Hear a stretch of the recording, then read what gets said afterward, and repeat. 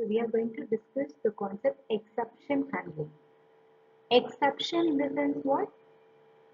Unavoidable errors. That is called exception. So we are having two different terms, errors and exception. Errors generally will occur, it may be a logical error, syntax error, semantic error, which can be controlled outside of the program. Okay, right? So when we have running out of memory or when we have some semantic or syntactic error, that and all comes under the concept error. Exception in the sense, the errors which are all handled by the program. That is unavoidable error. Anyway, that is going to be occur in some extent. So that is called exception. So if exception occurs, how can we handle that? That is called exception handling mechanism. So in our C++, we have seen everything as object, right? So when we have an object, here we have a class. So here we can have two different types of that means exceptions and errors. So errors means it is happened because of your system.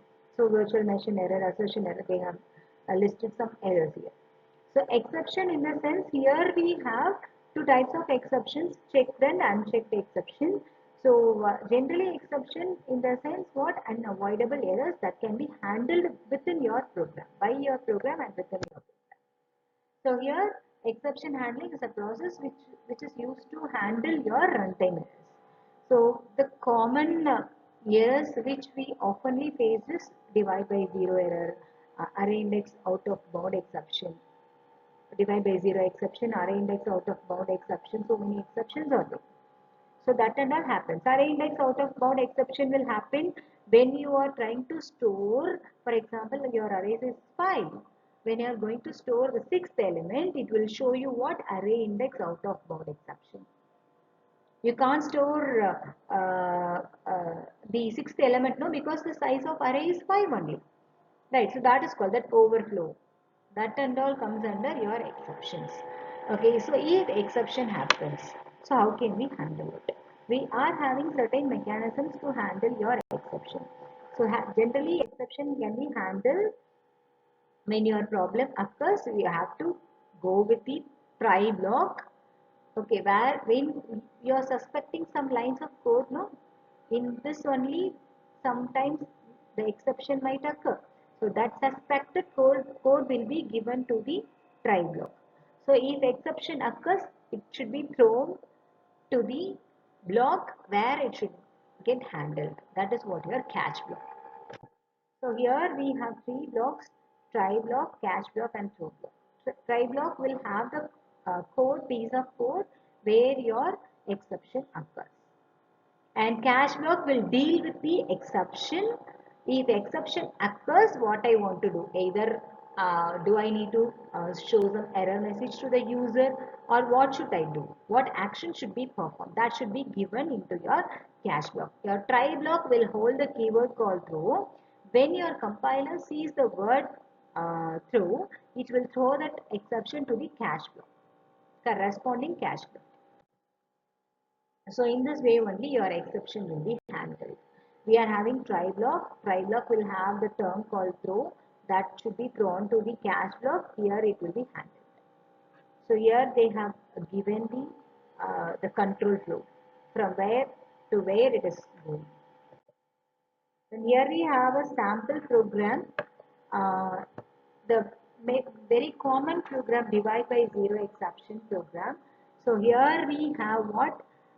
Uh, we are having a uh, function called division, which is having two parameters a and b. So when divide by 0 error occur, when your divisor is 0, that means your second element. See, I am going to perform what? A by b.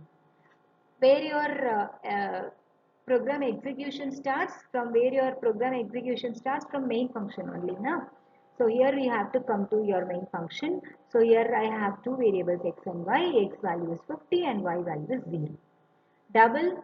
In double data type, I am going to give the variable z, and the initial value of z is 0. So here in my try block, I'm calling my division operation. Why we are giving this within your try block? I said no. In which code you are suspecting to for exception. In which block the exception might occur, that should be given within your try block. So when divide by 0 occurs when it will occur when you are going to perform division. So that's why this is given within your try block. So this part will invoke what?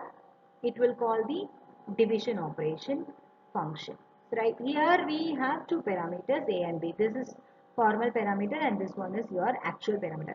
X value will be replaced assigned to the variable a, y value will be assigned to the variable b. What is your x value is 50, y value is 0. That means a value is 50, b value is 0. If b is equal to 0, what does it mean? Your divisor is 0. What I need to do? I have to handle it. So, directly here I am printing my message. So, here I am passing one string. With that string value, this throw will passed to what? Your cache block with the string value. Here we are having what? Character message. So what is the message here? Division by 0 condition. The string value will be replaced with your message. So that would be printed here. CR is a function which is used to display the error message. You can give cout also. Okay. So it will print you what? Division by 0 condition. Suppose if my second value, that means my divisor is not 0, then it will automatically come to your else part. So here what I said, you can return your a by b value.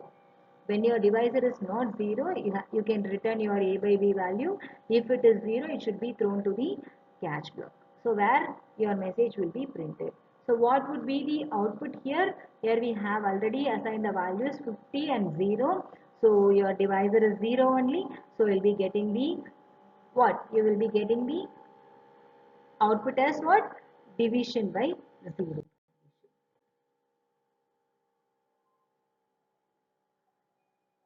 So this is what about your exception handling is.